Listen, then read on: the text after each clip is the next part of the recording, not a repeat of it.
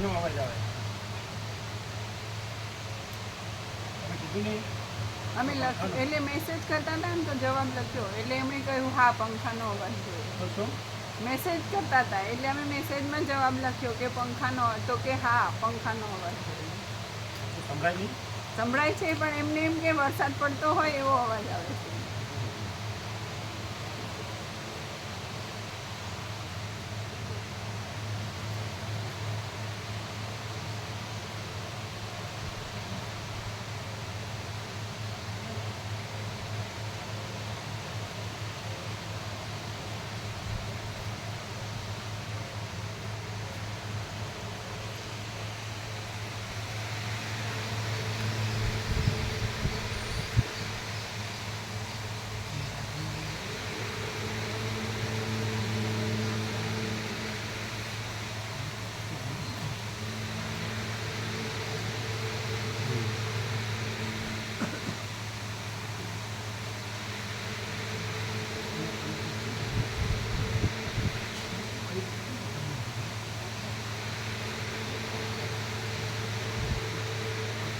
Digital છે.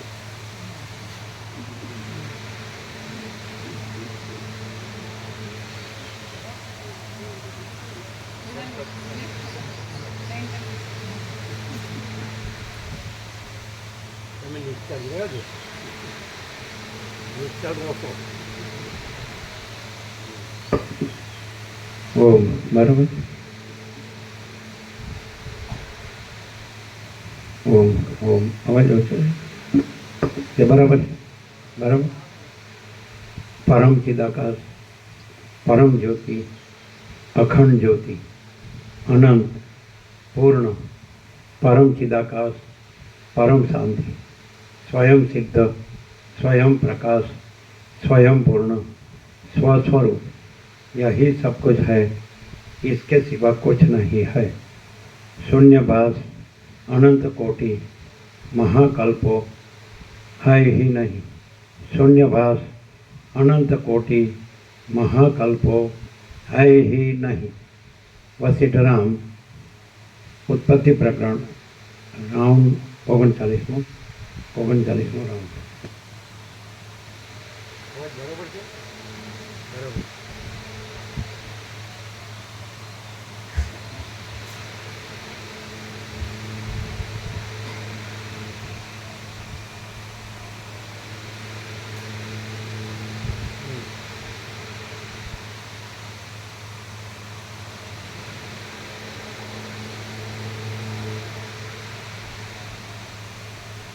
आद्य परब्रह्म सदगुरु देव की जय। ओम श्री परमात्मने नमः। सद्ग्रंथों शिरोमणि श्री योग वासिष्ठ महारामायण उत्पत्ति प्रकरण पाना नंबर 160 सर्ग 19मो वशिष्ठ नामना एक ब्राह्मणનું દ્રષ્ટાંત। આ 19મા સર્ગમાં વશિષ્ઠ બ્રાહ્મણ રાજાના દર્શનથી થયેલી રાજ્યની ઈચ્છાના દ્રઢ સંકલ્પને લીધે પદ્મ રાજા રૂપે અવતર્યો હતો એ કથા કહેવાશે। દેવી બોલ્યા, એનું નામ વશિષ્ઠ હતું।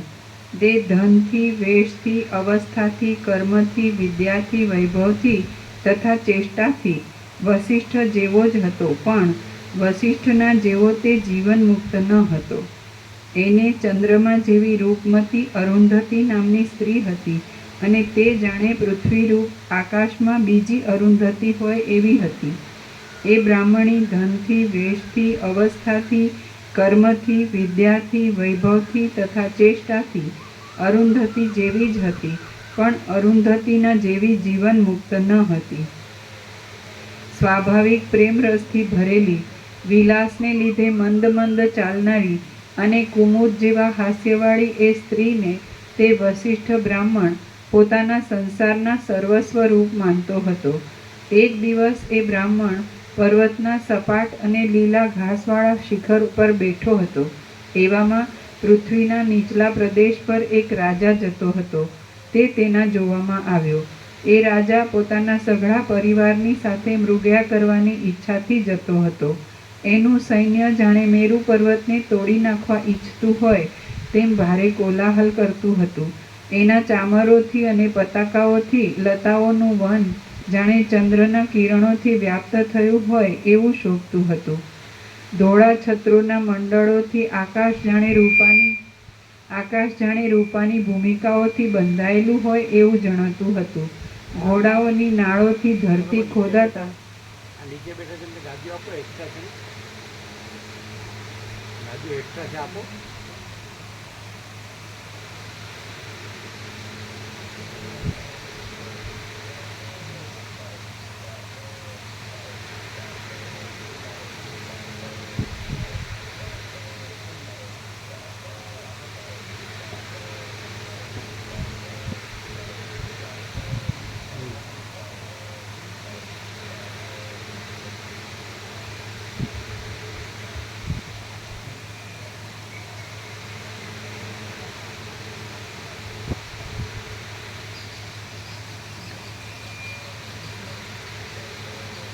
ઘોડાઓની નાળોથી ધરતી ખોદાતા તેમાંની રજથી આકાશ ઘેરાઈ ગયું હતું.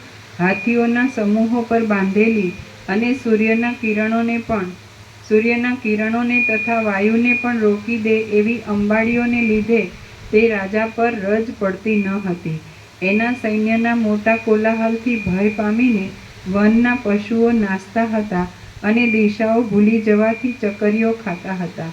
એ રાજા સોનાના અને માણિક્યોના ચકચકિત હારોથી તથા બાજુબંધોના મંડળોથી અતીવ શોભતો હતો. એ રાજાને જોઈ પેલો વસિષ્ઠ બ્રાહ્મણ વિચાર કરવા લાગ્યો કે અહો, સઘળા સૌભાગ્યોથી શોભી રહેલું આ રાજાપણું તો બહુ સારું છે.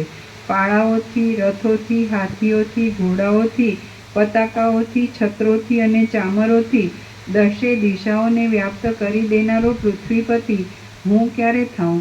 ક્યારે ડોલરના પુષ્પોના મકરંદની સુગંધવાળા વાયુઓ મારા અંતઃપુરની સ્ત્રીઓના મુખ ઉપર સૂરજશ્રમથી થયેલા પરસેવાના બિંદુઓને પીશે? ક્યારે હું પૂર્ણ યશથી દિશાઓના મુખોને અને કપૂરથી રાણીઓના મુખોને ચંદ્રના ઉદય જેવો શ્વેત કરીશ? એ પ્રમાણે વસિષ્ઠના મનમાં ત્યારથી સંકલ્પ લાગી રહ્યો અને જ્યાં સુધી એ જીવ્યો ત્યાં સુધી એ આળસ રહિત થઈને નિત્ય સ્વધર્મમાં જ તત્પર રહ્યો. હવે જેમ હિમરૂપી વજ્ર કમળને પ્રાપ્ત થાય તેમ શરીરને પાણીમાં તૂટી ગયેલી પાળના જેવું શિથિલ તથા જર્જરિત કરી નાખવામાં સજ્જ રહેનારી જરાવસ્થા એ બ્રાહ્મણને પ્રાપ્ત થઈ. આમ એ બ્રાહ્મણને મરણ સમીપમાં આવ્યું ત્યારે જેમ વસંત ઋતુની સમાપ્તિના અવસરમાં લતા ગ્રીષ્મ ઋતુના ભયથી કરમાવા લાગી તેમ તેની સ્ત્રી પણ કરમાવા લાગી. પછી હે લીલા, જેમ તું મારું આરાધન કરવા લાગી હતી તેમ તેણે પણ મારું આરાધન કરવા માંડ્યું. પછી પતિને અમરપણું પ્રાપ્ત કરવું અશક્ય જાણીને તેણે મારી પાસેથી વરદાન માંગ્યું કે હે દેવી, મારો પતિ મરી જાય ત્યારે તેનો જીવ આ મારા મંડપમાંથી જાય નહીં. એ પ્રાર્થના સાંભળીને મેં તેને તથાસ્તુ કહ્યું. પછી કાળના યોગથી તે બ્રાહ્મણ મરી ગયો અને તે જ ઘરના આકાશમાં જીવ રૂપે રહ્યો. નિરાકાર શરીરવાળો એ બ્રાહ્મણ પૂર્વના અપાર સંકલ્પને લીધે મોટી શક્તિવાળો અને ત્રૈલોક્યને જીતનારો તારો પતિ પદ્મરાજ થયો હતો. તેણે પોતાના પ્રભાવથી ભૂલોકને જીતી લીધો હતો. તેણે પોતાના પ્રતાપથી સ્વર્ગલોકને પણ દબાવ્યો હતો અને તેણે કૃપાથી પાતાળનું પાલન કર્યું હતું. તે શત્રુઓ રૂપ વૃક્ષોને પ્રલયાગ્નિ રૂપ હતો, સ્ત્રીઓને કામદેવ રૂપ હતો, વિષયરૂપ વાયુઓને રોકવામાં મેરુ તુલ્ય હતો અને સાધુઓ રૂપ કમળોને વિકસાવવામાં સૂર્યરૂપ હતો. તે સઘળા શાસ્ત્રોના અરીસા રૂપ હતો, યાચક લોકોને કલ્પવૃક્ષ રૂપ હતો, બ્રાહ્મણોના ચરણ રૂપ હતો અને ધર્મરૂપ ચંદ્રની પૂર્ણિમા રૂપ હતો. હૃદયાકાશમય પોતાના ઘરના આકાશમાં જીવરૂપે રહેલા એ બ્રાહ્મણનું શરીર શબરૂપ થઈ ગયું એટલે શોકથી અત્યંત પીડા પામેલી તેની સ્ત્રી અરુંધતી સુકાયેલી અડદની શીંગની પેઠે હૃદયમાં ચિરાઈ ગઈ. પછી પતિની સાથે શબરૂપ થયેલી એ બ્રાહ્મણી દેહને દૂર છોડી દઈને મનોમય શરીરથી પોતાના પતિને પ્રાપ્ત થઈ. જેમ નદી નીચા પ્રદેશને અનુસરે છે તેમ પોતાના પતિને અનુસરતી તે બ્રાહ્મણી વસંત ઋતુમાં ઉગેલી મંજરીની પેઠે શોક રહી થઈ ગઈ. એ બ્રાહ્મણના ઘરો અને પૃથ્વી તથા સ્થાવર આદિ ધનો તે પહાડી ગામમાં છે. એના મરણનો આજ 8મો દિવસ છે અને તેનો જીવ એ પહાડી ગામના ઘરની અંદર રહ્યો છે. શ્રીયોગ વાસિષ્ઠ મહારામાયણમાં ઉત્પત્તિ પ્રકરણનો લીલાના આખ્યાન સંબંધી બ્રાહ્મણ મરણ નામનો સર્ગ 19મો સમાપ્ત. સર્ગ 20મો. લીલાના પૂર્વજન્મની દ્રઢતા. દેવી બોલ્યા, હે લીલા, એ બ્રાહ્મણ રાજાપણું પામીને હમણાં તારો પતિ થયો હતો. જે અરુંધતી નામની તેની બ્રાહ્મણી હતી તે તું છે. ચકવા અને ચકવીની પેઠે પરસ્પર સ્નેહથી બંધાયેલા અને પૃથ્વી ઉપર જાણે નવા શિવ પાર્વતી જન્મેલા હોય એવા તમે સુદંપતિ અહીં રાજ્ય કરતા હતા. આ તને સઘળું પૂર્વનું વૃત્તાંત કહી સંભળાવ્યું. બ્રહ્મરૂપ આકાશમાં જીવરૂપની ભ્રાંતિ થવાથી તે સઘળું પ્રતીત થયું હતું. બ્રહ્મરૂપ આકાશમાં જીવભાવની ભ્રાંતિ થવાથી તે સઘળું પ્રતીત થયું હતું. એ ભ્રાંતિરૂપ પૂર્વ સૃષ્ટિમાંથી આ સૃષ્ટિરૂપ ભ્રાંતિ પ્રતિબિંબિત થઈ છે. આ સૃષ્ટિ પોતાની સત્તાથી અસત્ય છે અને અધિષ્ઠાનની સત્તાથી સત્ય છે.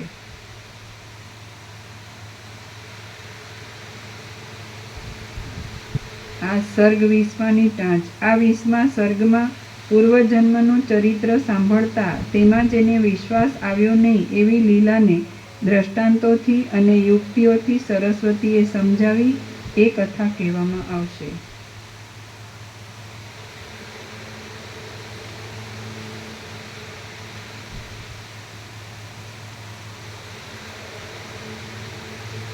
બ્રહ્મરૂપ આકાશમાં જીવભાવની ભ્રાંતિ થવાથી એ સઘળું પ્રતીત થયું હતું.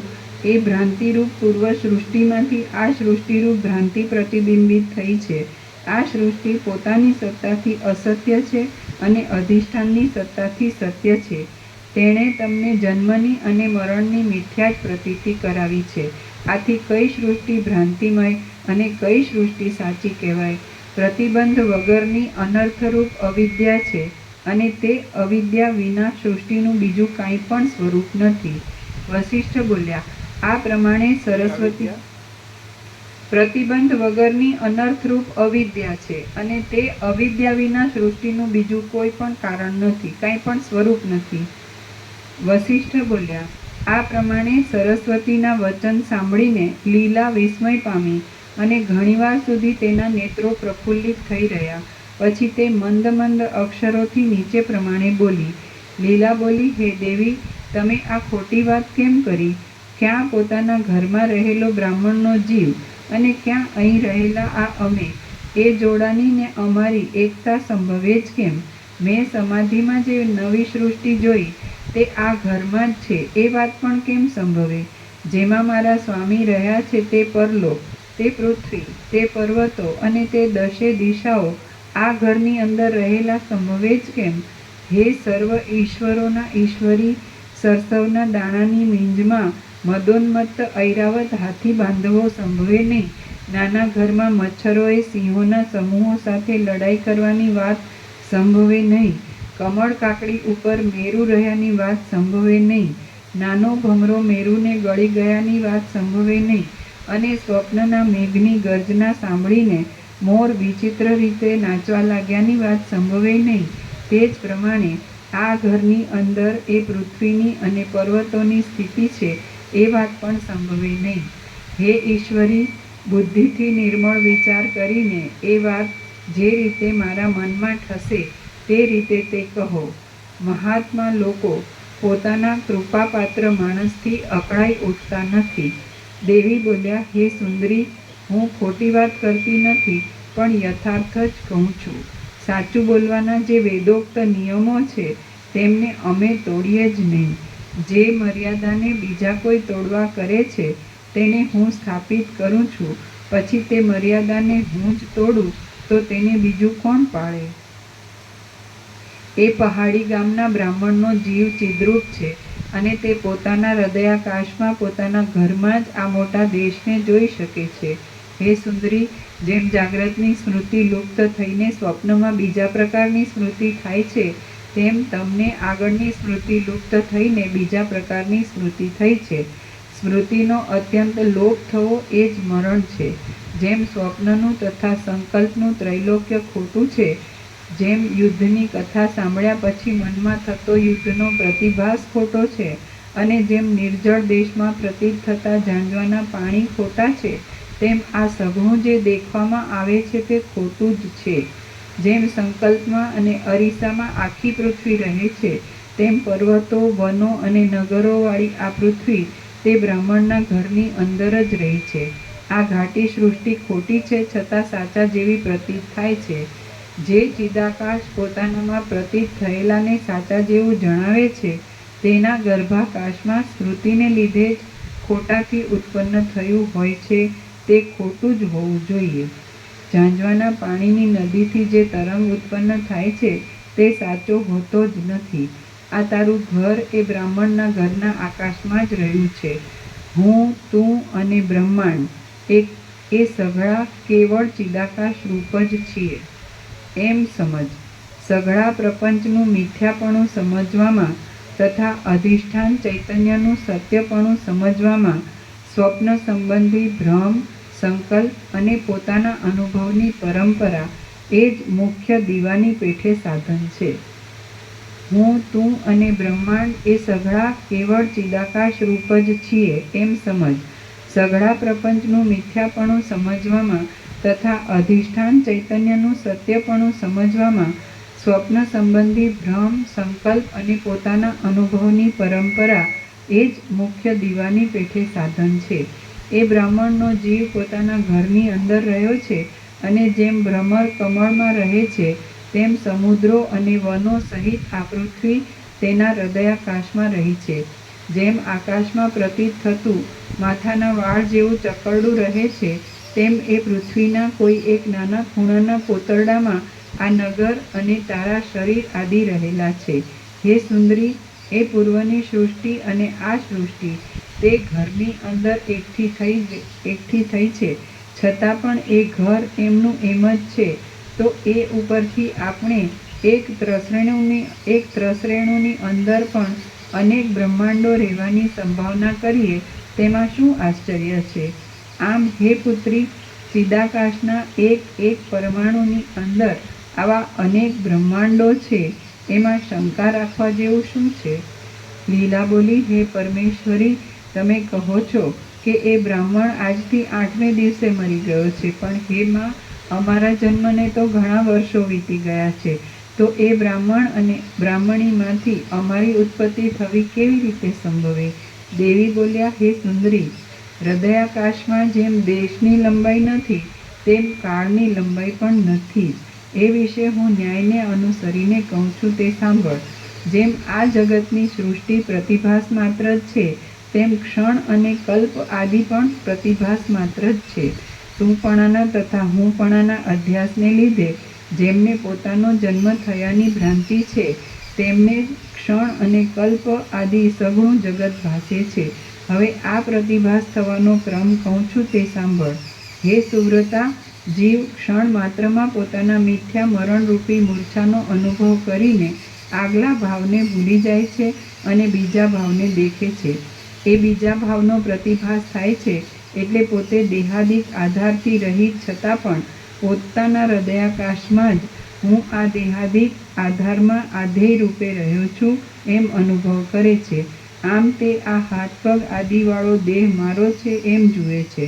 દેહનો અધ્યાસ થતાં જ હું આ પિતાનો પુત્ર છું, મને આટલા વર્ષો થયા, આ મારા સુંદર બાંધવો છે, આ મારું સુંદર ઘર છે, હું જન્મ્યો છું, પ્રથમ બાળક હતો, હમણાં મોટો થયો છું, હું આવો છું, અને મારા સઘળા બાંધવો પોતપોતાના કાર્યો કરે છે, એ સઘળું જોવામાં આવે છે. દેહરૂપ થયેલા ચિત્તના અને એ બાંધવાદિક પદાર્થો સંબંધો વિનાના જ છે, તો પણ તે પોતાની સાથે સંબંધ ધરાવનારા ભાસે છે. આ પ્રમાણે જીવના ચિત્તમાં સંસારરૂપી ખંડ ઉદય પામ્યો છે, પણ સ્વાભાવિક રીતે કાંઈ પણ ઉદય પામ્યું નથી.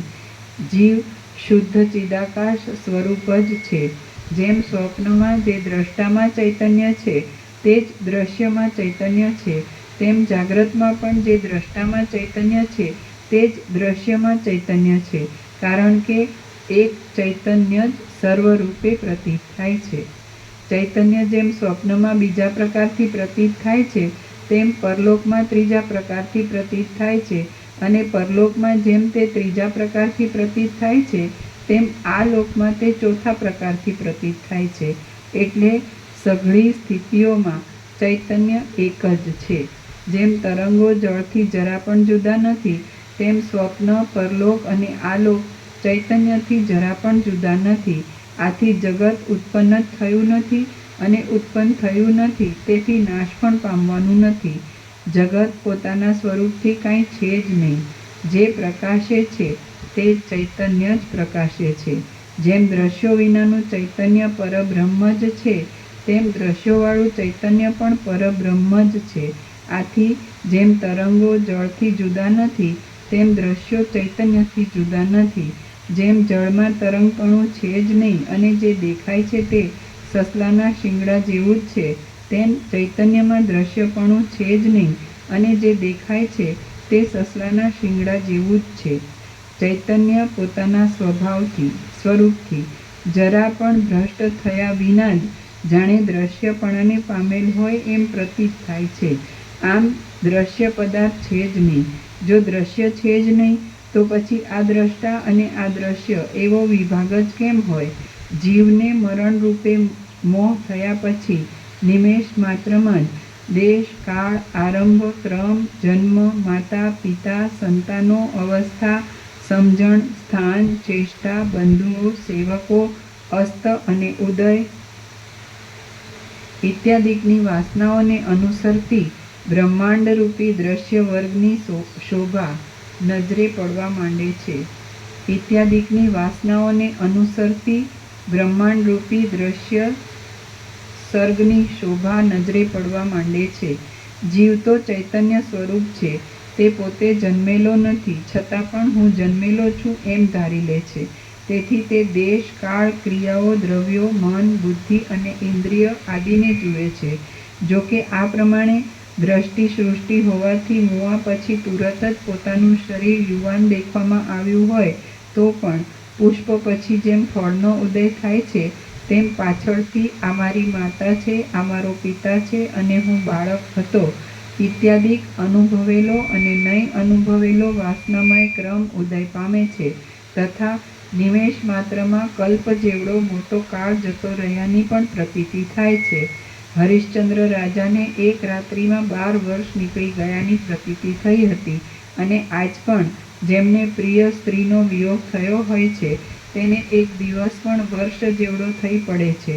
સ્વપ્નમાં હું મરી ગયો, હું જન્મ્યો અને મારો અમુક પિતા છે એ રીતે નહીં ભોગવેલા ભાવોમાં ભોગવેલાપણાની મિથ્યા પ્રતીતિ થાય છે. વળી જાગ્રતમાં બાળક આદિ મુગ્ધ લોકોને ભોગવેલા ભાવોમાં પણ નહીં ભોગવેલાપણાની મિથ્યા પ્રતીતિ થાય છે. તે જ પ્રમાણે જીવોને આ સંસાર સંબંધી સઘળી પ્રતીતિઓ મિથ્યા જ થાય છે.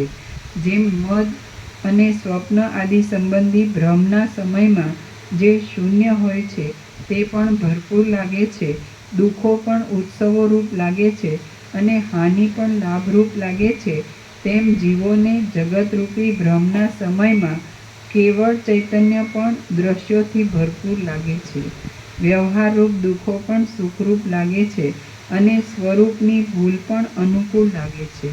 જેમ મરીના બીજના કણમાંની તીખાશ તે બીજથી અભિન્ન જ રહેલી છે, અને જેમ સ્તંભમાં વણ કોતરેલી પૂતળીઓ તેનાથી અભિન્ન જ રહેલી છે, તેમ જે બ્રહ્મ ચૈતન્યમાં આ સઘળું દ્રશ્ય તેથી અભિન્ન જ રહેલ છે અને અભિન્ન હોવાને લીધે શાંત જ છે, તે બ્રહ્મ ચૈતન્યમાં સાચો મોક્ષ કેવો હોય અને શા કારણથી હોય? છે જ નહીં. શ્રી યોગ વાસિષ્ઠ મહારામાયણમાં ઉત્પત્તિ પ્રકરણનો લીલાના આખ્યાન સંબંધી પરમાર્થ પ્રતિપાદન નામનો સર્ગ 20મો સમાપ્ત. સર્ગ 21મો સરસ્વતી અને લીલાનો સંવાદ. આ 21મા સર્ગમાં વિચાર કરતા જે સ્થૂળ છે તે સૂક્ષ્મ થઈ જાય છે, સૂક્ષ્મ અવિદ્યા થઈ જાય છે અને અવિદ્યા ચૈતન્ય માત્ર થઈ જાય છે, એમ સરસ્વતી લીલાને સમજાવશે.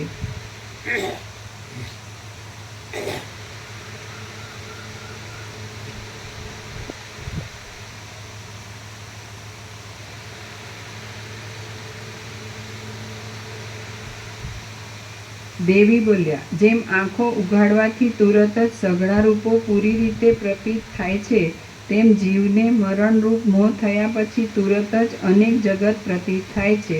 દિશાઓ, કાળ, વ્યવહારો, આકાશ, સ્વર્ગાદિક અને ઘર આદિ પદાર્થો તથા કલ્પ પર્યંત સ્થિર રહેનારા પૃથ્વી આદિ પદાર્થો પણ અનંત સ્ફુરે છે.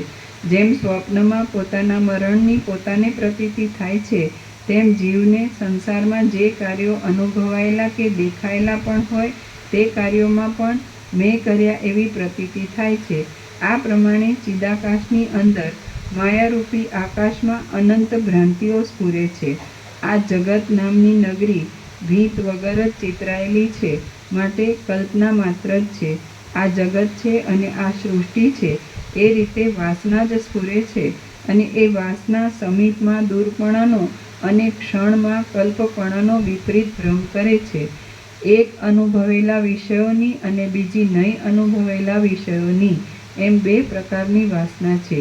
એ વાસના ચૈતન્ય રૂપે રહેલી છે અને પૂર્વના કારણોથી રહિત છે.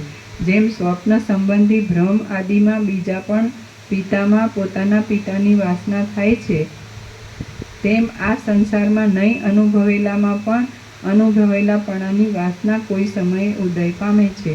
કોઈ સમયે વાસના વિના જ જગતનો અનુભવ થાય છે. દાખલા તરીકે બ્રહ્માને પૂર્વની વાસના વિના જ જગતનો ક્રમ વગરનો અનુભવ થયો છે.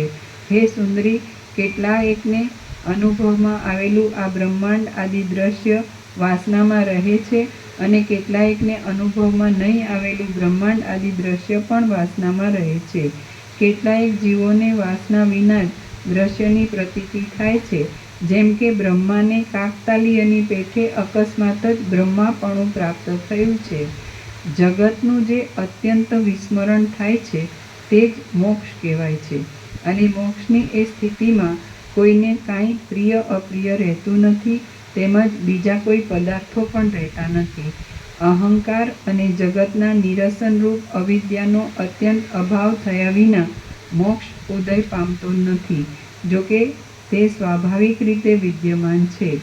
જેમ રજ્જુમાં થયેલો ભ્રમરૂપ સર્પ વાસ્તવિક રીતે નહીં છતાં પણ જ્યાં સુધી રજ્જુમાં તેનો અત્યંત અભાવ સમજાઈને ત્યાં સુધી ટળતો નથી, તેમ બ્રહ્મમાં પ્રતીત થયેલું આ ભ્રમરૂપ જગત જ્યાં સુધી તે જગતનો અત્યંત અભાવ સમજાઈને ત્યાં સુધી ટળતું નથી. સમાધિમાં જગત શાંત થવાની આશા રાખવી જ નહીં, કારણ કે સમાધિમાં જગતની પૂરી શાંતિ થતી નથી, પણ અડધી શાંતિ થાય છે. તેથી જેમ મૂર્ખને એક પિશાચના અંતે પાછો તેઓને તેવો બીજો પિશાચ જોવામાં આવે છે, તેમ વ્યુત્થાન કાળમાં મનુષ્યને પાછું તેવું ને તેવું જગત જોવામાં આવે છે. આ જે વિસ્તીર્ણ સંસાર છે તે બ્રહ્મ જ છે એવો નિશ્ચય છે. જગત અવિદ્યાને લીધે ભાસે છે. એ અવિદ્યાનો બાદ થયા પછી પણ અનુવૃત્તિને પુનરાવૃત્તિને લીધે જો જગત સ્ફુરે તો તે મિથ્યા જોયેલું હોવાને લીધે બંધન કરનાર થતું નથી. લીલા બોલી, હે દેવી, તમે કહી ગયા કે અમારા આ રાજા રાણીના જન્મમાં પ્રથમના બ્રાહ્મણ બ્રાહ્મણીના જન્મ સમયની અનુભવેલી વાસના કારણરૂપ છે. જો તેમ હોય તો આ સમયના જે દ્રશ્ય પદાર્થો છે તેઓ તે સમયે નહોતા, માટે તેમનો અનુભવ થયેલો જ ન હોવો જોઈએ. પછી અનુભવ વિના તેમનો સંસ્કાર પણ ન રહેવો જોઈએ. આમ સંસ્કાર નહીં રહ્યા છતાં આ સમયના દ્રશ્ય પદાર્થો કેમ થાય છે? દેવી બોલ્યા, તમને આ દ્રશ્ય પદાર્થોની સ્મૃતિ થાય છે તેમાં પિતામહ બ્રહ્માનો સંસ્કાર કારણરૂપ છે. કૌંસમાં કેટલાયકને નહીં અનુભવાયેલું દ્રશ્ય પણ વાસનામાં રહે છે એમ આગળ કહ્યું છે તેનો એ જ અભિપ્રાય છે. કૌંસ પૂરો. બ્રહ્માને તો પોતાનો દેહ આદિ વાસના વિના દેખાય છે, કારણ કે પહેલાંનો બ્રહ્મા મુક્ત થઈ ગયેલો છે. તેથી તેની વાસના હમણાંના બ્રહ્માને હોવી સંભવિત નથી. બ્રહ્માને પૂર્વ બ્રહ્માના દેહની વાસના રહેવી સંભવતી નથી. એટલા માટે વાસનાઓ વિના એકલું ચૈતન્ય જ બ્રહ્મા આદિ રૂપે વિવર્ત પામે છે એમ સમજવું. વાસના વિના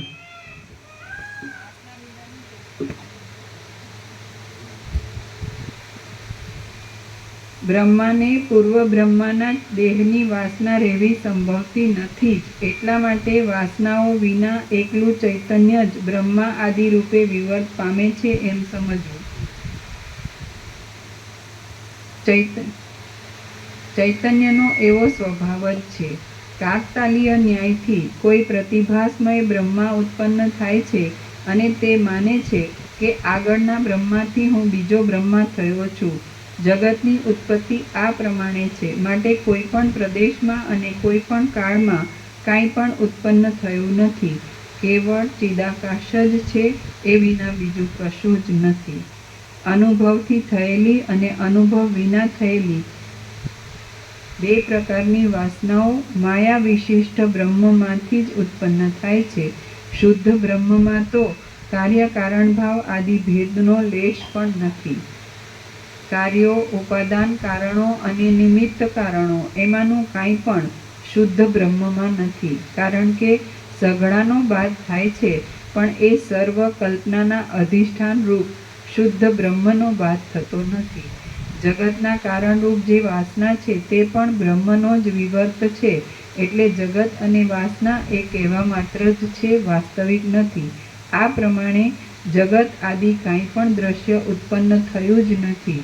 કેવળ શુદ્ધ બ્રહ્મ જ છે અને તે પોતાના સ્વરૂપમાં જ રહેલ છે. લીલા બોલી, હે દેવી, અહો, જેમ સૂર્યની કાંતિ પ્રાતઃકાળમાં જગતની શોભાને દેખાડે છે, તેમ તમે મને ઉત્તમ વિચાર દેખાડ્યો છે.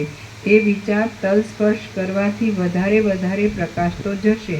પણ હે દેવી, અભ્યાસ નહીં હોવાને લીધે મને જ્યાં સુધી આ વિષયમાં દ્રઢ વ્યુત્પત્તિ થઈ નથી ત્યાં સુધી મારા મનમાં એક ઉત્કંઠા છે, તેને તમે શાંત કરો. એ બ્રાહ્મણ બ્રાહ્મણી સાથે જે સૃષ્ટિમાં રહેતો હતો તેમાં અને તે પહાડી ગામમાં મને તેડી જાઓ એટલે હું તેમને જોઉં. દેવી બોલ્યા, તું પરમ પવિત્ર કારણ બ્રહ્મપણાનું ગ્રહણ એટલે કે સમાધિ કરી આ દેહને ભૂલી જઈને નિર્મળ થા. એટલે જેમ પૃથ્વીમાં રહેલા માણસનો સંકલ્પ આકાશના અંતઃપુરને પ્રાપ્ત થાય છે, તેમ તું ચિદાકાશમાં રહેલા માયાકાશ રૂપ તે સર્ગને અવશ્ય પ્રાપ્ત થઈશ. તું આ દેહના અભિમાનને છોડી દે તો આપણે બંને સાથે જ એ સર્ગને જોઈએ. એ સર્ગના દર્શનના દ્વારમાં આ સ્થૂલ દેહ મોટી અડચણ રૂપ છે. લીલા બોલી, હે દેવી, આ સ્થૂલ દેહથી બીજા સર્ગમાં શા માટે જવાય નહીં? એ વિષયમાં જે યુક્તિ હોય તે મારા ઉપર અનુગ્રહનો આગ્રહ રાખીને કહો. દેવી બોલ્યા, જેમ તમે સોનાને વીંટી રૂપે સમજો છો તેમ આ નિરાકાર બ્રહ્મ તમે અજ્ઞાનથી સાકાર દ્રશ્ય બ્રહ્માંડ સમજો છો. સોનું વીંટીના રૂપને ધારણ કરે છે તો પણ તેમાં જેમ વીંટીપણું નથી તેમ પરબ્રહ્મ જગતરૂપ થયેલ છે તો પણ તેમાં જગતપણું નથી. આ જગત બ્રહ્મરૂપ જ છે. જે દેખાય છે તે બ્રહ્મ જ દેખાય છે. જેમ સમુદ્રમાં ધૂળની કલ્પના કરવામાં આવે છે તેમ બ્રહ્મમાં માયાની કલ્પના કરવામાં આવે છે. આ પ્રપંચ મિથ્યા જ છે અને જે જીવ છે તે અદ્વય અને સત્યરૂપ બ્રહ્મ જ છે. આ વિષયમાં ઉપનિષદો, ગુરુઓ અને અનુભવ એ પ્રમાણ છે. જીવ બ્રહ્મ છે અને તે બ્રહ્મને જાણે છે. જે બ્રહ્મ ન હોય તે બ્રહ્મને જાણે નહીં. જે બ્રહ્મ છે તે સૃષ્ટિ આદિ નામોથી વિવર્ત પામેલ છે. બ્રહ્મમાં એવો વિવર્ત પામવાનો સ્વભાવ જ છે. કોઈ પણ નિમિત્ત કારણો નહીં હોવાને લીધે જગતને કાર્યપણું કે બ્રહ્મને કારણપણું છે જ નહીં. જ્યાં સુધી દ્રઢ અભ્યાસથી તારી ભેદ બુદ્ધિ ટળી નથી ત્યાં સુધી તું બ્રહ્મરૂપ નથી અને બ્રહ્મને દેખતી નથી. અમારો જે વર્ગ છે તેઓને એ વિષયનો દ્રઢ અભ્યાસ થયેલો છે અને અમે દ્રઢ અભ્યાસને લીધે બ્રહ્મરૂપ થયા છીએ. તેથી અમે તે શુદ્ધ બ્રહ્મને જોઈ શકીએ છીએ.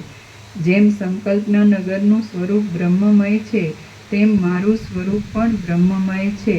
તેથી હું આ દેહથી જ એ પરમ પદને મારા અંતરમાં જોઉં છું અને ચિત્તની શુદ્ધિને લીધે યોગ્ય થયેલા બ્રહ્માદિક પણ તે જ પ્રમાણે જુએ છે. હે સુંદરી, વાસ્તવિક સત્તાથી બ્રહ્મરૂપ આ જગત આદિ હે સુંદરી, વાસ્તવિક સત્તાથી બ્રહ્મરૂપ આ જગત આદિ સઘળું બ્રહ્મના એક દેશમાં રહ્યું છે. અભ્યાસ નહીં હોવાને લીધે તારો આકાર બ્રહ્મરૂપ થયો નથી, પણ અંતઃકરણમાં ચિદાભાસ રૂપ જ રહેલ છે. તેથી તું બ્રહ્મને કે પૂર્વ સૃષ્ટિને જોતી નથી. આ સ્થૂળ દેહથી પોતાના સંકલ્પના નગરમાં પણ પહોંચાતું નથી, તો બીજાના સંકલ્પના નગરરૂપ એવી તમારી પૂર્વ સૃષ્ટિમાં તો કેમ જ પહોંચાય? આથી હે કાર્યો સમજનારાઓમાં શ્રેષ્ઠતાવાળી આ દેહનું વિસ્મરણ કરીને અને લિંગ દેહરૂપ થઈને તું તારી પૂર્વ સૃષ્ટિને જોઈ શકીશ. માટે તે પ્રમાણે તુરત કર. સંકલ્પના નગરમાં તો સંકલ્પરૂપ થયેલાથી જ પહોંચાય છે. બીજા કોઈ જીવતા કે મુએલાથી ત્યાં પહોંચાતું નથી.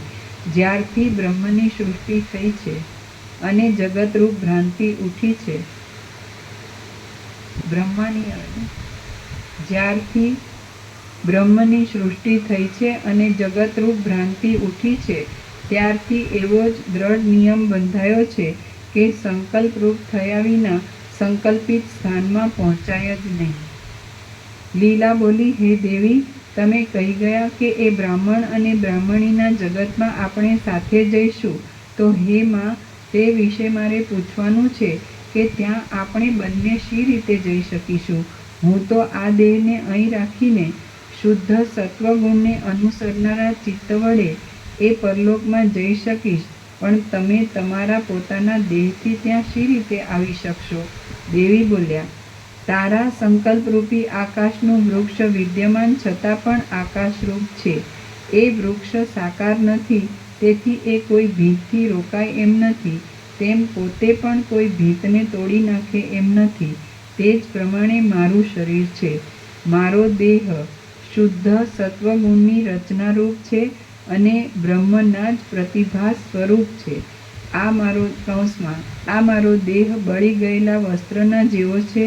જેમ બળી ગયેલા વસ્ત્રમાં વસ્ત્રનો આકાર માત્ર જ હોય છે અને તે વાસ્તવિક રીતે ભસ્મરૂપ જ હોય છે, તેમ મારો દેહ આકાર માત્ર જ છે અને તે વાસ્તવિક રીતે બ્રહ્મ સ્વરૂપ જ છે. આ મારો દેહ બળી ગયેલા વસ્ત્રના જેવો છે. જેમ બળી ગયેલા વસ્ત્રમાં વસ્ત્રનો આકાર માત્ર જ હોય છે અને તે વાસ્તવિક રીતે ભસ્મરૂપ જ હોય છે, તેમ મારો દેહ આકાર માત્ર જ છે અને તે વાસ્તવિક રીતે બ્રહ્મ સ્વરૂપ જ છે.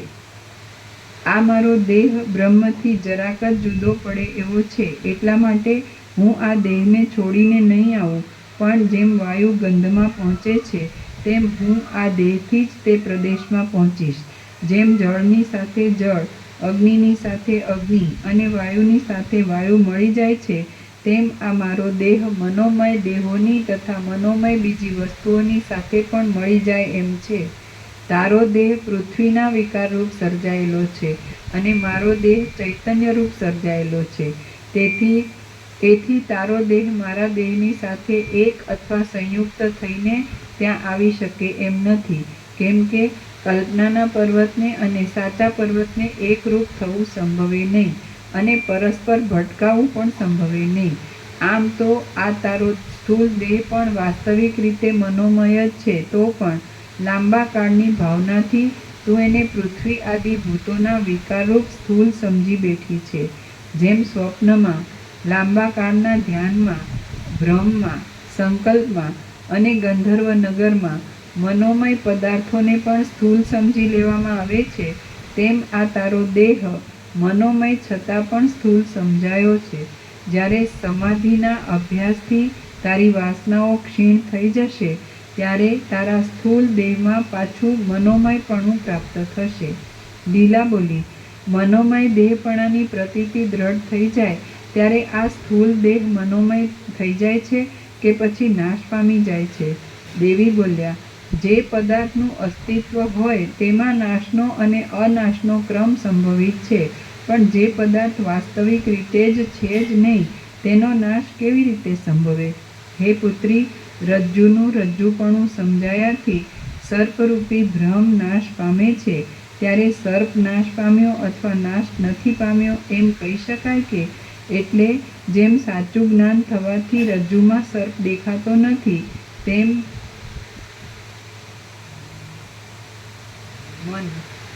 મનમાં દેહપણું દેખાતું નથી. એટલે જેમ સાચું જ્ઞાન થવાથી રજ્જુમાં સર્પ દેખાતો નથી તેમ મનમાં દેહપણું દેખાતું નથી. અમારા વાસ્તવિક સિદ્ધાંત પ્રમાણે તો સ્થૂળ દેહની કલ્પના થવાનો પણ સંભવ નથી, પણ જો કોઈ વિદ્વાન એવી કલ્પનાને સિદ્ધ કરતો હોય તો તે કલ્પના પણ ટળી જાય છે. જે સ્થળમાં જે શિલા જ નથી તે સ્થળમાંથી તે શિલાને દૂર કાઢી નાખેલી જ સમજવી. હે બદ્રા, અમે તો ખરી રીતે દેહાદિકને બ્રહ્મમાં રહેલા, બ્રહ્મથી પૂર્ણ અને બ્રહ્મરૂપ જ જોઈએ છીએ, પણ તું એ પ્રમાણે જોતી નથી. સૃષ્ટિના આરંભમાં જ્યારે પહેલો સંકલ્પ ઉઠવાની કલ્પના થઈ ત્યારે ચૈતન્ય મનોમય દેહરૂપ જ થયું હતું, પણ ત્યારથી માંડીને જેમ જેમ સ્થૂળતા કલ્પાતી જાય છે તેમ તેમ ચૈતન્ય ભ્રાંતિથી પોતાને દ્રશ્યરૂપ જોતું આવે છે. લીલા બોલી, પરમ તત્વરૂપ એક જ ચૈતન્ય અત્યંત શાંત છે અને દિશાઓના અથવા દેશ આદિના વિભાગોથી રહિત છે. તેમાં પહેલી કલ્પનાને પણ ક્યાંથી અવસર મળ્યો?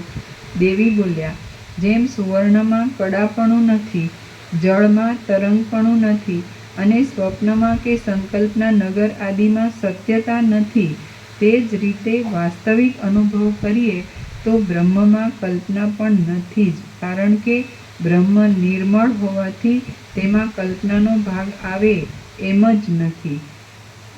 કારણ કે બ્રહ્મ નિર્મળ હોવાથી તેમાં કલ્પનાનો ભાગ આવે એમ જ નથી. જેમ આકાશમાં રજ નથી તેમ બ્રહ્મમાં કલ્પના પણ નથી જ. બ્રહ્મ તો વિષયોથી રહિત છે, શાંત છે, એક છે, સ્વતઃ સિદ્ધ છે અને વ્યાપક છે. જેમ કાચનો તથા સુશોભિત ઉત્તમ મણીનો ચકચકાટ હોય છે તેમ જોવામાં આવતું જે કાંઈ આ જગત છે તે પરબ્રહ્મનો ચકચકાટ જ છે અને તે શુદ્ધ જ છે. લીલા બોલી, હે દેવી, આટલા બધા લાંબા કાળ સુધી કોણે આપણને આ સઘળા દ્વૈતની અને અદ્વૈતની કલ્પનાઓથી ભમાવ્યા છે? દેવી બોલ્યા, હે તરલા, તને તારા અવિચારોએ જ લાંબા કાળ સુધી ભમાવી છે અને વ્યાકુળ કરી છે. એ અવિચાર સ્વાભાવિક રીતે ઉઠ્યો છે અને તે વિચારથી નાશ પામે છે. એ અવિચાર વિચાર વડે પલકવારમાં નાશ પામે છે, તે પણ બ્રહ્મની સત્તાથી જુદી સત્તાવાળો નથી. એટલે બ્રહ્મમાં એ અવિચારરૂપ અવિદ્યા છે જ નહીં. આથી અવિચાર નથી, અવિદ્યા નથી, બંધન નથી કે મોક્ષ પણ નથી. જે જગત છે તે બાધ રહિત અને શુદ્ધ બોધરૂપ બ્રહ્મ જ છે. આટલા કાળ સુધી તે આ વિચાર કર્યો નથી, તેથી તું સમજી નથી, ભમેલી જ રહી છે અને વ્યાકુળ જ રહી છે. હવે તારા ચિત્તમાં વાસનાઓની અલ્પતારૂપ મુક્તિનું બીજ પડી ચૂક્યું છે, એટલા માટે તું આજથી સમજી છે, મુક્તિને યોગ્ય થઈ છે અને વિવેકવાળી થઈ છે. આ સંસાર નામનું દ્રશ્ય મુદ્દલ ઉત્પન્ન થયું જ નથી, માટે તેની વાસના પણ શી હોય અને તે વાસનાથી તારે સંયુક્ત થવાનું પણ શું હોય? પ્રમાતા, પ્રમાણ અને પ્રમેય આ ત્રણનો અત્યંત અભાવ થાય અને મનમાં નિર્વિકલ્પ સમાધિરૂપ એક પરબ્રહ્મનું અનુસંધાન દ્રઢ થાય ત્યારે વાસના કશી જ વસ્તુ નથી. તારા હૃદયમાં વાસનાઓના ક્ષયના બીજરૂપ આ વિચાર કંઈક અંકુરિત થયો છે તો હવે અનુક્રમે કરીને રાગ દ્વેષાદી વાસનાઓ ઉદય પામશે નહીં. હવે આ સંસારનો સંભવ નિર્મૂળ થઈ જશે અને પરમ નિર્વિકલ્પ સમાધિ અત્યંત સ્થિર થઈ જશે. તું હવે નિર્વિકલ્પ સમાધિને લીધે કેટલેક કાળે માયા અને માયાના કાર્યોના અધિષ્ઠાન રૂપ નિર્મળ આત્માના અવલંબનથી ભ્રાંતિરૂપ કાળાશથી રહિત થઈ જઈશ અને તેના સંસ્કારથી પણ રહિત થઈને તું સર્વ પ્રાણીઓની ભ્રાંતિઓના, તે ભ્રાંતિઓની વાસનાઓના તથા તે વાસનાઓના કારણરૂપ અવિદ્યાના છેડારૂપ એ મોક્ષને પ્રાપ્ત થઈશ. શ્રી યોગ વાસિષ્ઠ મહારામાયણમાં ઉત્પત્તિ પ્રકરણનો લીલાના આખ્યાન સંબંધી વિશ્રાંતિ ઉપદેશ નામનો સર્ગ 21મો સમાપ્ત. સર્ગ 22મો. વાસનાઓને અલ્પ કરવાનો ઉપાય અને અભ્યાસ. આ 22મા સર્ગમાં તુરીયાવસ્થાનું લક્ષણ, જીવન મુક્તિની સ્થિતિ, વાસનાઓને અલ્પ કરવાનો ઉપાય અને તે ઉપાયનો અભ્યાસ એનું નિરૂપણ કરવામાં આવશે. દેવી બોલ્યા, જેમ સ્વપ્ન છે એમ સમજાયાથી સ્વપ્નનો દેહ અનુભવમાં આવેલો છતાં પણ શાંત થઈ જાય છે, તેમ વાસનાઓ ક્ષીણ થવાથી સ્થૂલ દેહ અનુભવમાં આવેલો હોવા છતાં પણ શાંત થઈ જાય છે. જેમ સ્વપ્નના જ્ઞાનથી સ્વપ્નનો દેહ ટળી જાય છે, તેમ વાસનાઓ ક્ષીણ થવાથી જાગ્રતનો દેહ પણ ટળી જાય છે. જેમ સ્વપ્નના અને સંકલ્પના દેહનો અંત થાય છે ત્યારે આ સ્થૂળ દેહ ઉદય પામે છે, તેમ જાગ્રતના સ્થૂળ દેહના અહંભાવનો અંત થાય છે ત્યારે મનોમય દેહ ઉદય પામે છે. જેમ સ્વપ્નમાં વાસનાના બીજનો ઉદય બંધ પડે છે ત્યારે સુષુપ્તિ પ્રાપ્ત થાય છે, તેમ જાગ્રતમાં સઘળી વાસનાઓનું બીજ બાધિત થાય છે ત્યારે જીવન મુક્તિ પ્રાપ્ત થાય છે. જીવન મુક્ત લોકોની જે વાસના શૂન્યભાસ જોવામાં આવે છે તે વાસના નથી, પણ સત્તા સામાન્ય રૂપ શુદ્ધ બ્રહ્મ જ એ વાસના નામથી કહેવાય છે. જેમાં સઘળી વાસનાઓ સૂઈ જાય છે તેવી નિદ્રા સુષુપ્તિ કહેવાય છે, અને જેમાં સઘળી વાસનાઓ સૂઈ જાય છે તેવી જાગ્રતાવસ્થા ગાઢ મૂર્છા કહેવાય છે. જેમાં સઘળી વાસનાઓ ક્ષીણ થઈ જાય છે તે સ્થિતિ તુરીયાવસ્થા કહેવાય છે. અને પરબ્રહ્મ જાણવામાં આવે તો તુરીયાતીત જાગ્રતમાં પણ છે. આખો જેમાં સઘળી વાસનાઓ સૂઈ જાય છે તેવી નિદ્રા સુષુપ્તિ કહેવાય છે, અને જેમાં સઘળી વાસનાઓ સૂઈ જાય છે તેવી જાગ્રત અવસ્થા ગાઢ મૂર્છા કહેવાય છે. જેમાં સઘળી વાસનાઓ ક્ષીણ થઈ જાય છે તે સ્થિતિ તુરીયાવસ્થા કહેવાય છે. અને પરબ્રહ્મ જાણવામાં આવે તો તુરીયાતીત જાગ્રતમાં પણ છે. જેમાં જીવતા માણસોની વાસનાઓ ક્ષીણ થઈ હોય છે તેવી જીવનની સ્થિતિ જીવન મુક્ત દશા કહેવાય છે, અને તે દશાને અમુક પુરુષો જાણતા પણ નથી.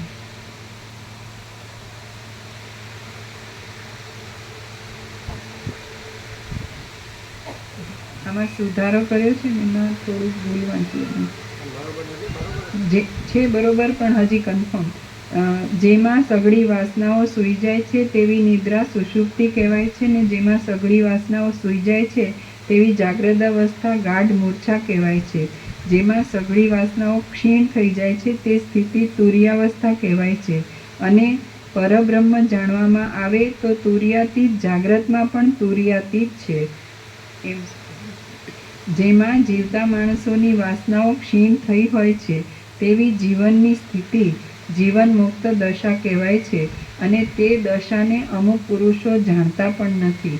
જો ચિત્ત સમાધિથી પરબ્રહ્મમાં લાગીને પાતળી વાસનાવાળું થાય છે તો જેમ હિમ તાપથી પીગળીને જળપણું પામે છે, તેમ તે સ્થૂળપણું છોડી દઈને સૂક્ષ્મરૂપ થઈ જાય છે.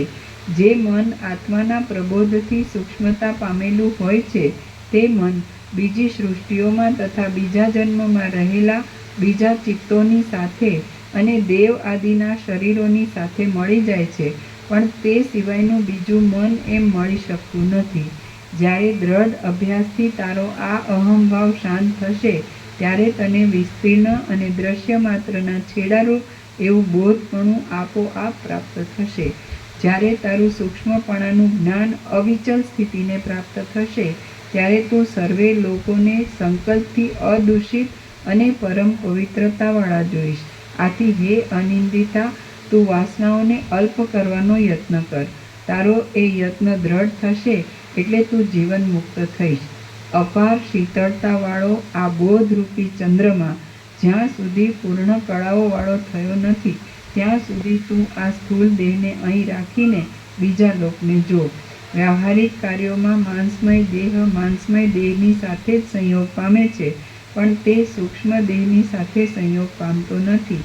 એટલા માટે તારે તારા સ્થૂળ દેહને મારા દેહની સાથે સંયુક્ત કરીને ત્યાં આવવાની આશા રાખવી નહીં.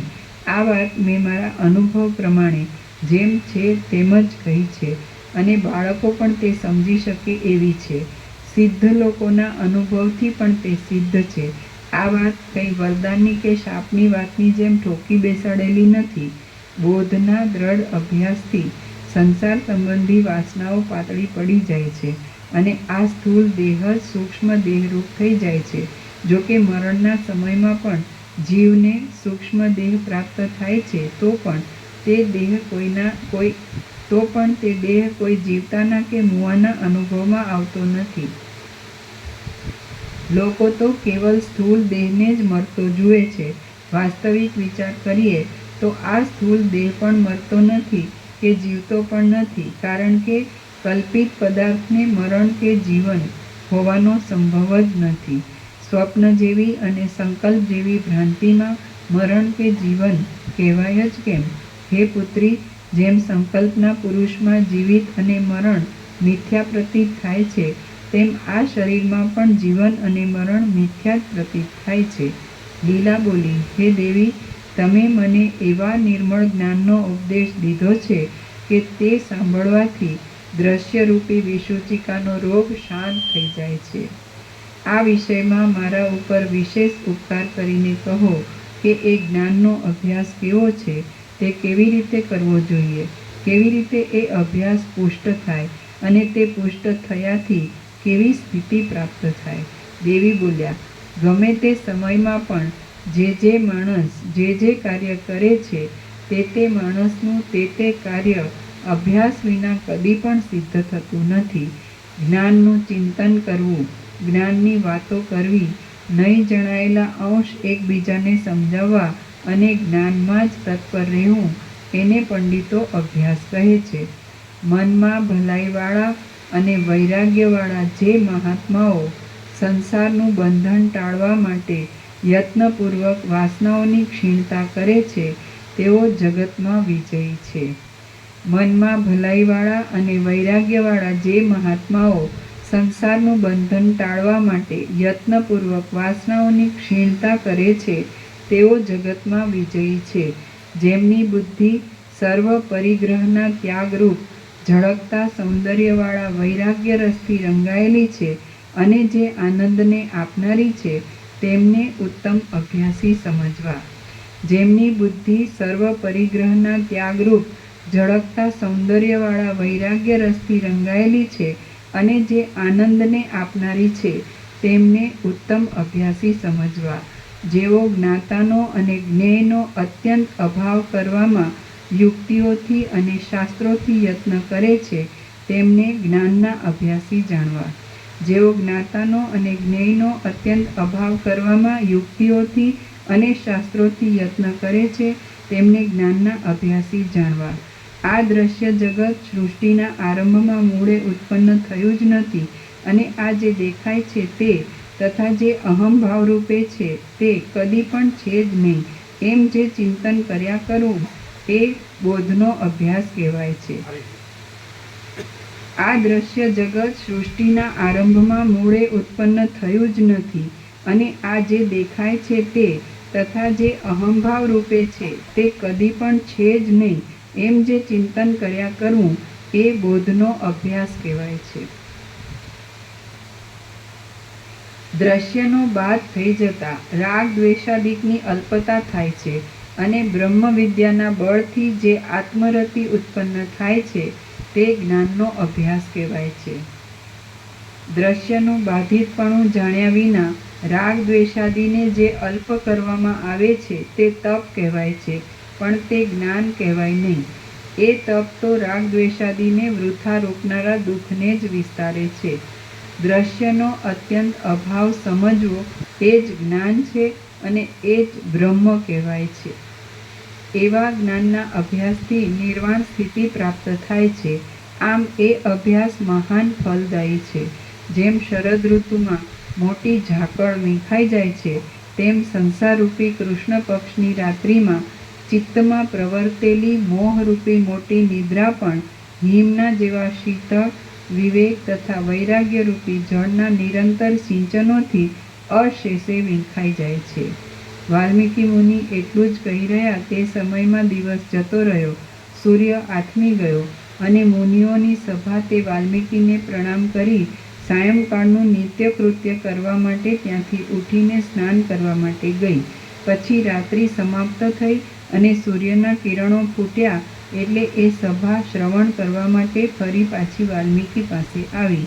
શ્રી યોગ વાસિષ્ઠ મહારામાયણમાં ઉત્પત્તિ પ્રકરણનો લીલાના આખ્યાન સંબંધી વાસનાઓને અલ્પ કરવાનો ઉપાય અને અભ્યાસ નામનો સર્ગ 22મો સમાપ્ત. વાલ્મીકીનો ચોથો દિવસ સમાપ્ત. સર્ગ 23મો. સરસ્વતી અને લીલાનું જ્ઞાન દેહથી આકાશમાં ગમન. આ 23મા સર્ગમાં સરસ્વતી અને લીલા યોગથી સ્થૂલ દેહનો ત્યાગ કરીને પહાડી ગામને જોવાની ઈચ્છાથી મંડપની અંદર જ પ્રતીત થયેલા મોટા આકાશમાં ગયા એ કથા કહેવામાં આવશે.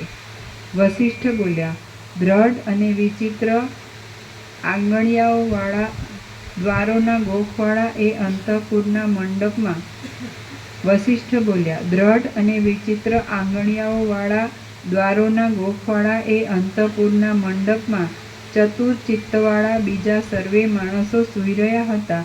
તે સમયે સરસ્વતી દેવી તથા લીલા એ બે વીરાંગનાઓ પણ ચીમડાયેલી માળાઓથી તથા વસ્ત્રોથી ઢંકાયેલા શબના પડખામાં આસનો પર બેઠી નિર્મળ, નિષ્કલંક અને સઘળી કળાઓથી સંપૂર્ણ એવા ચંદ્રના જેવા પોતાના મુખોથી તે બંને મંડપને શોભાવતી હતી અને પુષ્પોના સમૂહમાંથી નીકળેલા ઘાટા સુગંધથી ભરપૂર થઈ રહી હતી. તે રાત્રિએ ઉપર પ્રમાણે પરસ્પર વાતો કરીને તેઓ ત્યાંથી સમાધિના સ્થાનમાં ગઈ. ત્યાં જાણે રત્નના સ્તંભમાં કોતરેલી પૂતળીઓ હોય અને જાણે ભીંતમાં આલેખેલી પ્રતિમાઓ હોય તેમ તે બંને નિશ્ચળ થઈને બેઠી. જેમ ચોમેર સુગંધને ફેલાવનારી બે કમલિનીઓ સાયંકાળે સંકોચ પામે તેમ સંકોચ પામેલી એ બે સ્ત્રીઓએ સઘળી ચિંતાઓ છોડી દીધી. શરદ ઋતુના વાયુવિહીન સમયમાં પર્વત ઉપર ઉતરેલી વાદળાઓની બે પંક્તિઓની જેમ તે બે સ્ત્રીઓ અત્યંત શાંત, શુદ્ધ અને ચલન રહિત હતી. જેમ કલ્પવૃક્ષની બે સુશોભિત લતાઓ બીજી ઋતુ પ્રાપ્ત થતાં આગલા રસને છોડી દે છે, તેમ એ બંનેએ નિર્વિકલ્પ સમાધિ કરીને સઘળા બાહ્ય અનુસંધાનો છોડી દીધા હતા. આ હું છું અને આ જગત છે એવી ભ્રાંતિરૂપી દ્રશ્ય મુદ્દલ ઉત્પન્ન જ થયું નથી અને તેનો અત્યંત અભાવ જ છે એમ જ્યારે તેમના અનુભવમાં આવ્યું ત્યારે તેમનો આ દ્રશ્યરૂપી પિશાચ અત્યંત અસ્ત પામી ગયો.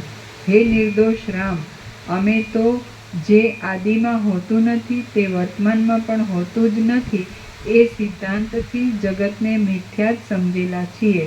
તેથી કોઈ સમયે જગત દેખાય છે તો તેને ઝાંઝવાના પાણી જેવું જાણીએ છીએ અને નથી દેખાતું તો તેને સસલાના શિંગડા જેવું ગણીએ છીએ. જેમ પ્રલયકાળમાં અને સૂર્ય આદિ સમૂહોથી અત્યંત રહિત એવું આકાશ સ્વભાવથી કેવળ અને શાંત હોય છે, તેમ દ્રશ્યનો અસ્ત થતાં એ બે સ્ત્રીઓ સ્વભાવથી કેવળ અને શાંત થઈ ગઈ. ચિદ્રૂપ સરસ્વતી દેવી તે જ જ્ઞાન દેહથી આકાશમાં ફરવા લાગ્યા અને માનુષી લીલા પણ જ્ઞાન અને ધ્યાનને અનુસરતા બીજા દેહથી આકાશમાં ફરવા લાગી. ચિદાકાશ રૂપ અને આકાશમાં ફરનારા શરીરોવાળી એ બે સ્ત્રીઓ પ્રકટ થયેલ પૂર્વ સંકલ્પના સંસ્કારથી એ ઘરના આકાશમાં જ એક વેંત જેટલા ભાગમાં ચડીને ઊભી રહી. પછી વિનોદથી ચપળતાવાળી અને લલિત નેત્રોવાળી એ બંને લલનાઓ વિષયોના જ્ઞાનનો, વિષયોને અનુકૂળ કલ્પના કરવાનો સ્વભાવ હોવાને લીધે ત્યાંથી દૂર આકાશમાં ગઈ. જોકે તેઓ એ જ મંડપમાં ઊભી હતી તો પણ આપણે આકાશમાં ઉડીએ છીએ એવી કલ્પના વૃત્તિથી તેઓ કરોડ યોજનના વિસ્તારવાળા અત્યંત દૂર અંતરના આકાશમાં ચડી ગઈ. એ બે સખીઓ વાસ્તવિક રીતે ચિદાકાશમય શરીરોવાળી હતી, તો પણ પૂર્વે સંકલ્પિત કરેલા દ્રશ્યના અનુસંધાનવાળા પોતાના સ્વભાવને લીધે પરસ્પરના આકારને જોઈને પરસ્પર ઉપર અત્યંત સ્નેહ કરવા લાગી. શ્રી યોગ વાસિષ્ઠ મહારામાયણમાં ઉત્પત્તિ પ્રકરણનો લીલાના આખ્યાન સંબંધી જ્ઞાન દેહાકાશ ગમન નામનો સર્ગ 23મો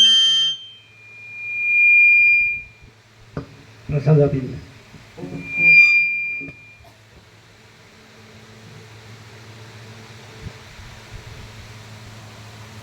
એકદમ સરળ છે. ત્યાં સાંભળવું અનંત સુધી ચિદાકાશ જ છે અને કોઈ દ્રશ્ય ભ્રાંતિ કંઈ છે નહીં.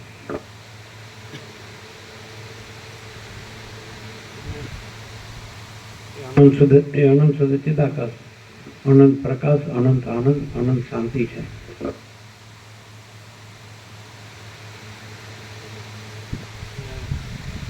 અને જે અહમ અને દ્રશ્ય ભ્રાંતિ કાંઈ નથી એટલે એનું દુઃખ અને અશાંતિ પણ કાંઈ નથી.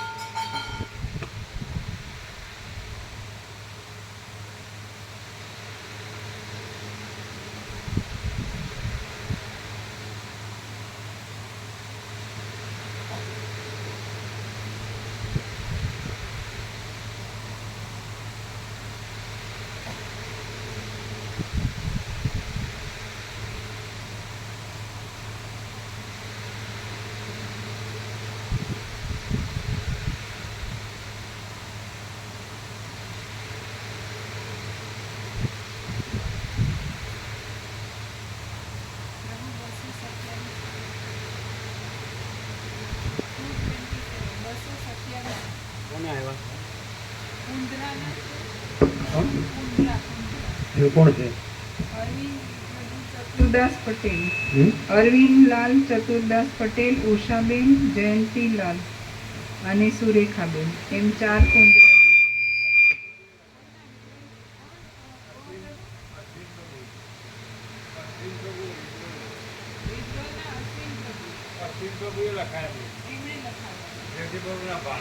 એ કોઈને એમને સગા છે?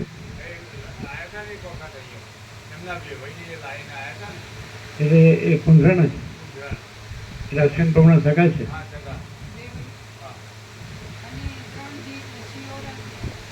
કોણ છે?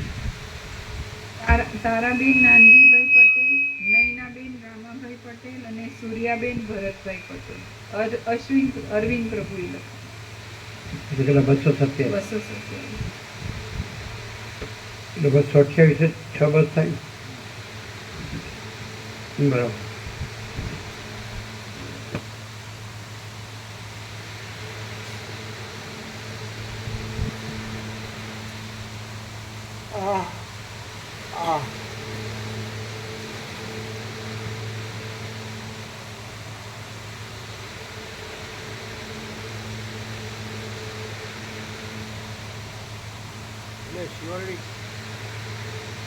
શિવરડી 2 બસ થઈ ગઈ.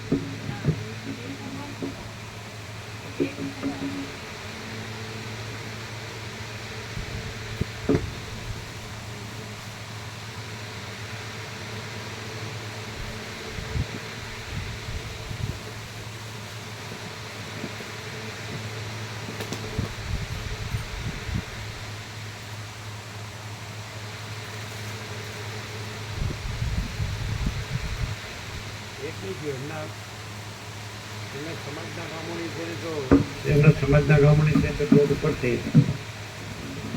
કેમ શિવરાણી તો રોડ ઉપર નહીં થઈ હોય કે 2?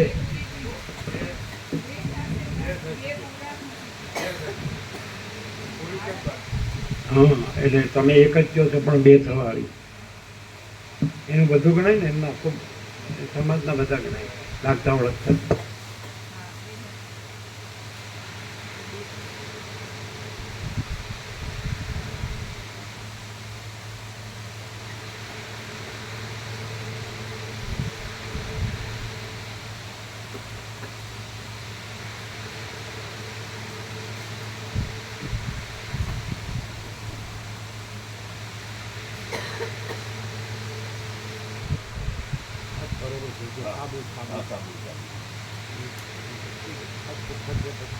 ઠંડા પણ માતાનું પણ જે ઠંડો લાગી છે ઠંડો પણ ચોખ્ખા હાથ બે ત્રણ ચોખ્ખું ઠંડુ.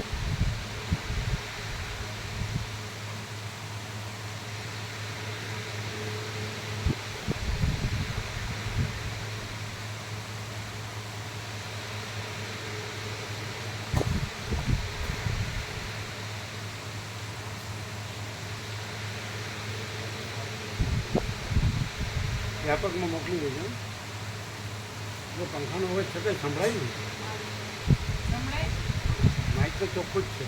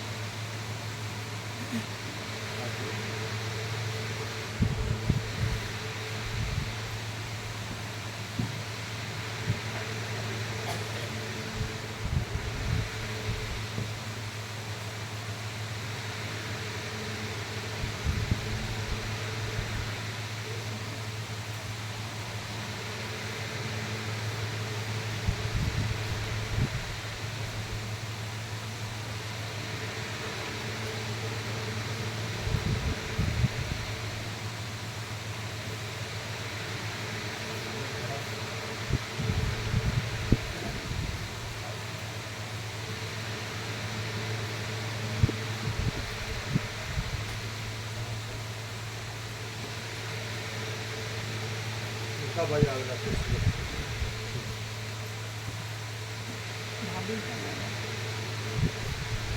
ભાભી કઈ ગયા?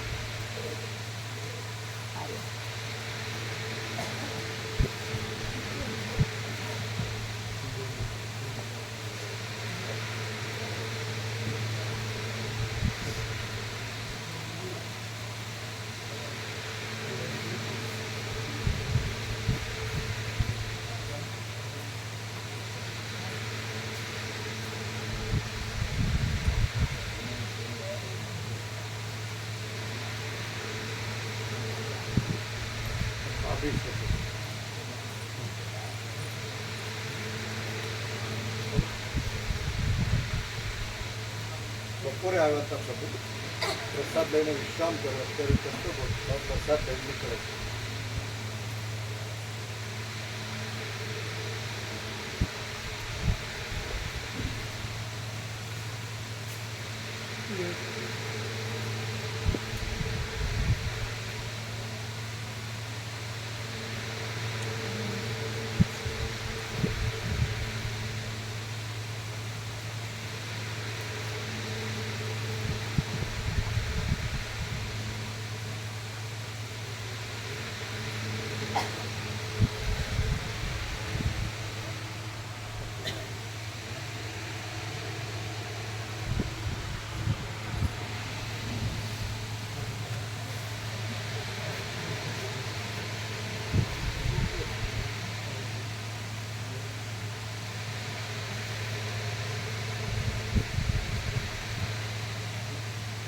બાકી છે લેવાનું જ નહીં. હા, બધા હા, ફૂલ બને.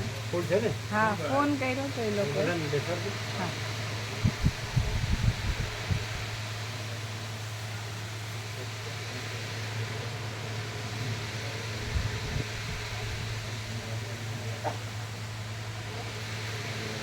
બસમાં એક જ બાકી. હા, પેલા આવ્યા નહીં આજે પત્રિકા લઈને. થઈ ગઈ ખરી, છપાઈ ગઈ એવું કીધું હર્ષદ પ્રભુએ. સવારે લાવો. હા, સવારે આવી જશે પ્રભુ. પણ એમાં આપણે ચિત્રકૂટ લખવાનું રહી ગયું. ચિત્રકૂટ ચાલશે? ત્રણ મુખ્ય ત્રણ હતા ને, ચિત્રકૂટ તો વચ્ચે આવી ગયા. હા.